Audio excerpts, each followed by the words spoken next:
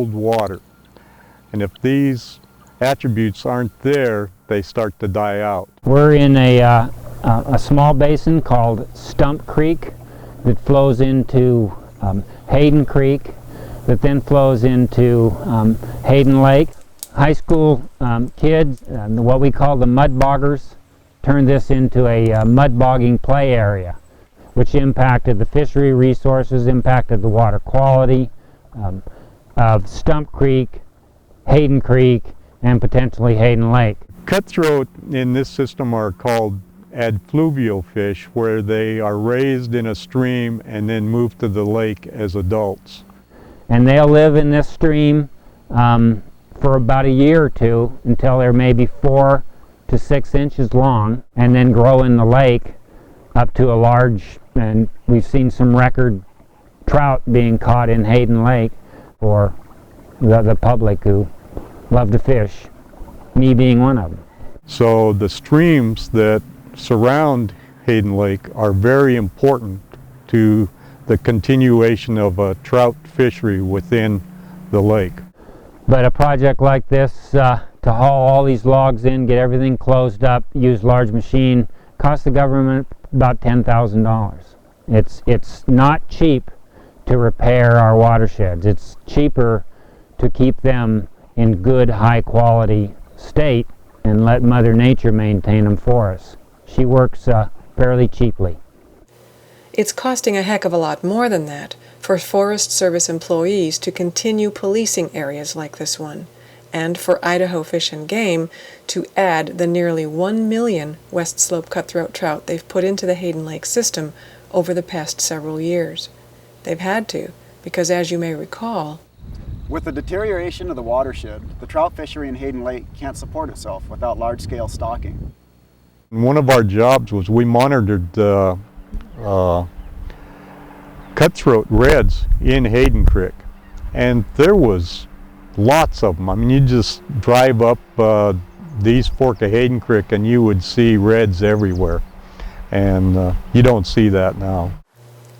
In addition to logging in the watershed and development in the watershed, both of which have already done terrible damage to the streams, a big problem is when people who are lucky enough to have one of the fishery streams running near or through their land take water from it. The stream's base flow declines, and it declines the most significantly during the time of year when it's hot and dry, when everybody's demand for water is the highest, and when the flow in the streams is the lowest. The fish simply won't survive it. Our streams are connected to our groundwater. In August, we'll get our maximum water temperatures, and the fish can be stressed. They'll die. Generally, as water moves downstream, it tends to warm up. And a stream like Stump Creek, and especially if the headwaters are being groundwater fed, fish will move out of Hayden Creek into Stump Creek when the water temperatures in Hayden get too high, and use this as what we call thermal refugia. Thermal refugia, as in taking refuge in the life-saving coolness of the headwaters. That is, as long as nobody has taken that water for their new ranchette or for a subdivision. So as you've heard, among people whose opinions command respect, there's pretty impressive agreement that Hayden Lake is in deep trouble, and that Hayden Lake, with its dramatic and colorful history and great big question mark of a future, is worth protecting. They all said the water was our salvation, the lake. It meant everything to them. Even if you don't live on Hayden Lake, even if you rarely visit her, even if you don't feel a moral obligation to her as a valued natural resource, there's bound to be at least one thing about her declining health that affects you, whether it's because you drink water that comes from the lake or the Rathdrum Prairie Aquifer, or you love watching your kids or grandkids play without swallowing pollutants or without getting swimmer's itch or getting pollutants in their eyes, or you like to fish, or you enjoy having a place to play with your toys, or your business profits from the lake's contribution to the local economy, or the lake is just one way you decompress. The bottom line is, what happens to Hayden Lake matters, and it'd be great if we could shorten our learning curve by learning from what has happened to other lakes. Like Lake Mendota, near Madison, Wisconsin, with its Eurasian water milfoil troubles and its pea green water. Back in '02, experts estimated that the problem had already cost the city about $50 million just in lost recreation revenue and lost property values. And researchers have this sobering prediction about Lake Mendota. Quote, even if phosphorus pollution halted immediately, almost 3 centuries would need to pass before the watershed would have the same healthy readings it did in the 1970s. That's because in addition to the phosphorus that enters the lake from the watershed, which is called external loading, eventually internal loading comes into play. That's from kicking up accumulated phosphorus from the lake bottom, and from those abundant lake weeds that grow because of the excess phosphorus. When those weeds die every winter and decompose in the water, phosphorus literally oozes out of them. Does the fact that Hayden Lake is in deep trouble mean it's doomed? One thing in our favor is that we could get busy as a community before Hayden Lake goes as far down the tubes as Lake Mendota has.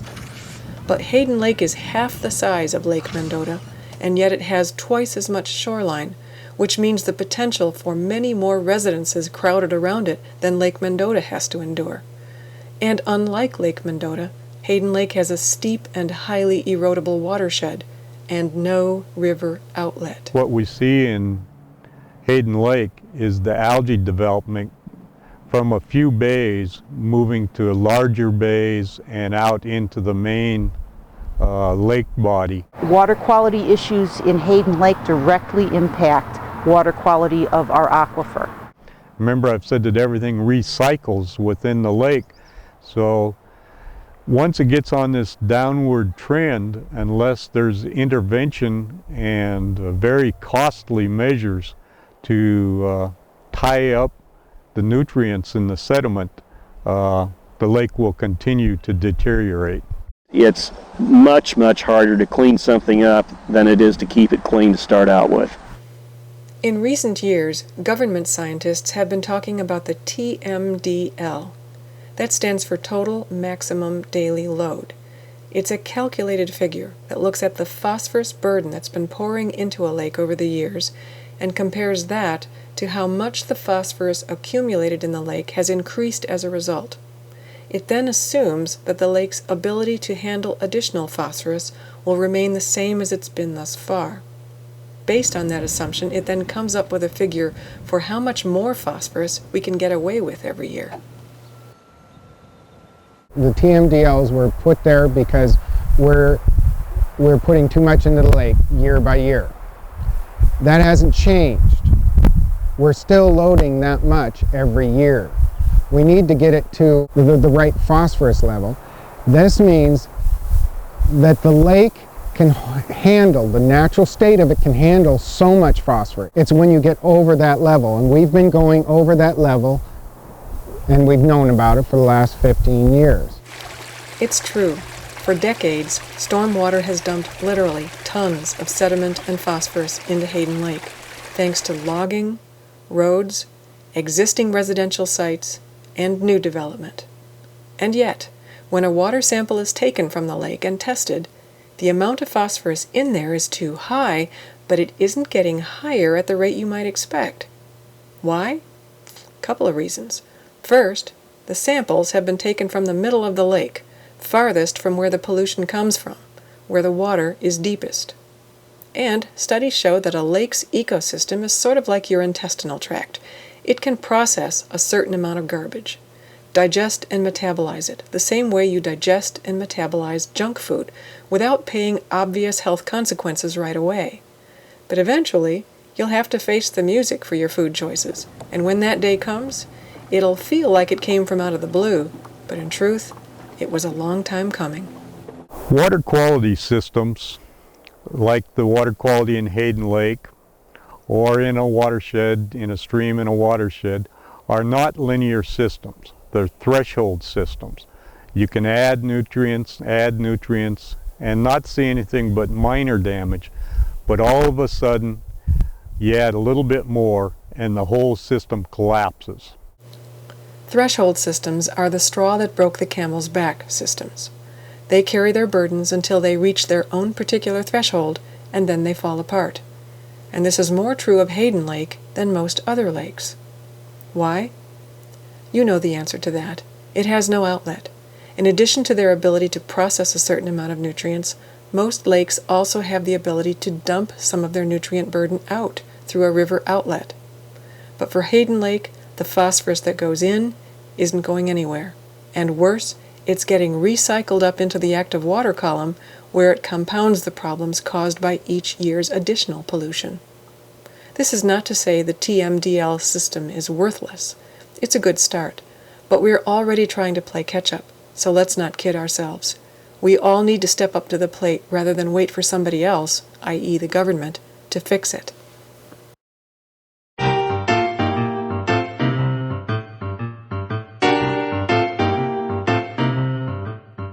If I was queen for a day, I think some of the biggest concerns that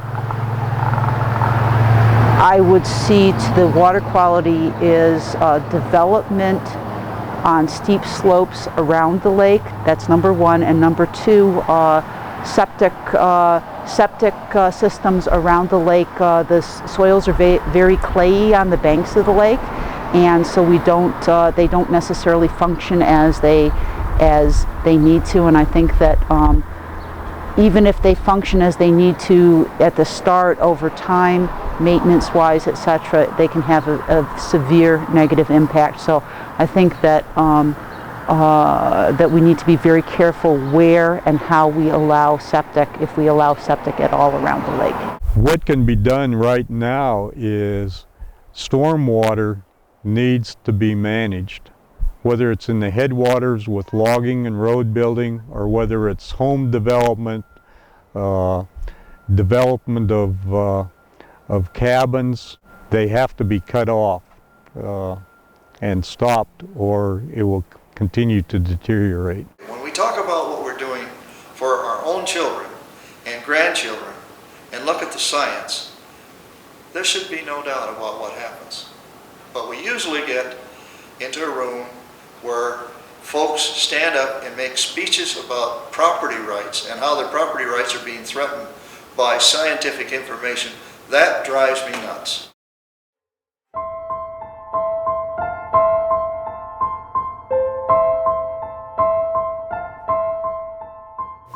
Streams in the watershed are the lake's main source of potentially clean water, and they're the only natural source for trout.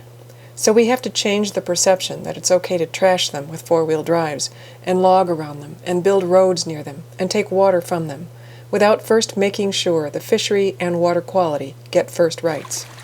Hayden Lake's streams have taken a beating over the past 30-40 years, and restoring them to pristine health is a necessary part of healing the lake. We've provided more areas away from our streams for those people to go recreate. Such as, where would some of those places? Some of those, just like right up Badger Mountain, we have motorcycle ATV trails. Huckleberry Mountain, we have some motorcycle ATV trails. And I emphasize mountains. We're getting these people up and away from our waterways where we don't want them to play in.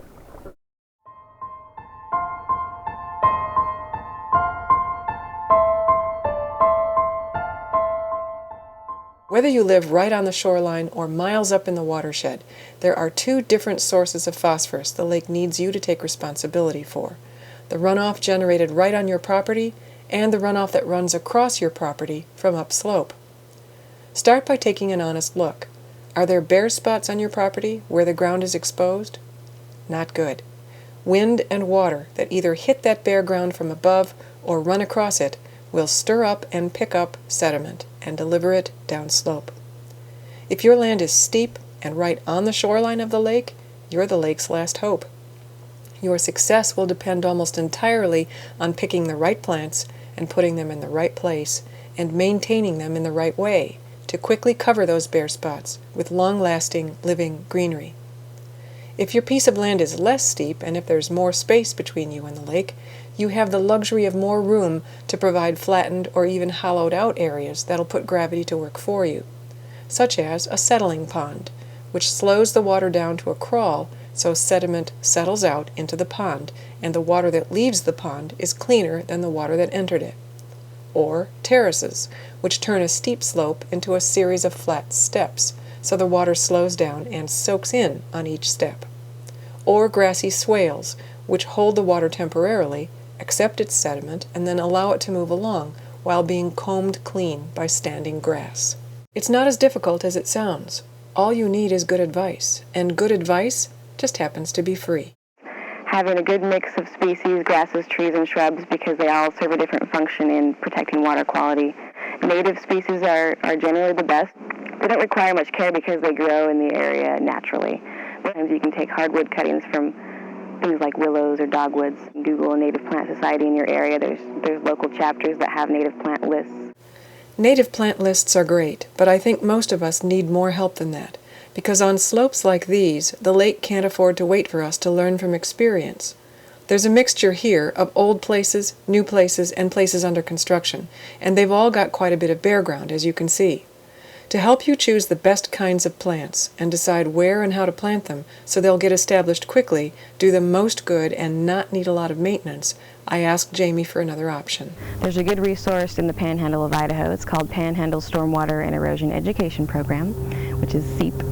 And they do have a website. If you Google Panhandle SEEP, you should find the website online. And if you want somebody with expertise in watershed erosion control to actually come out to your property and design a plan for you, and maybe even assist you in finding help with the cost, the best thing to do is talk to your local conservation district representative, and they can help develop a site-specific plan for your vegetation.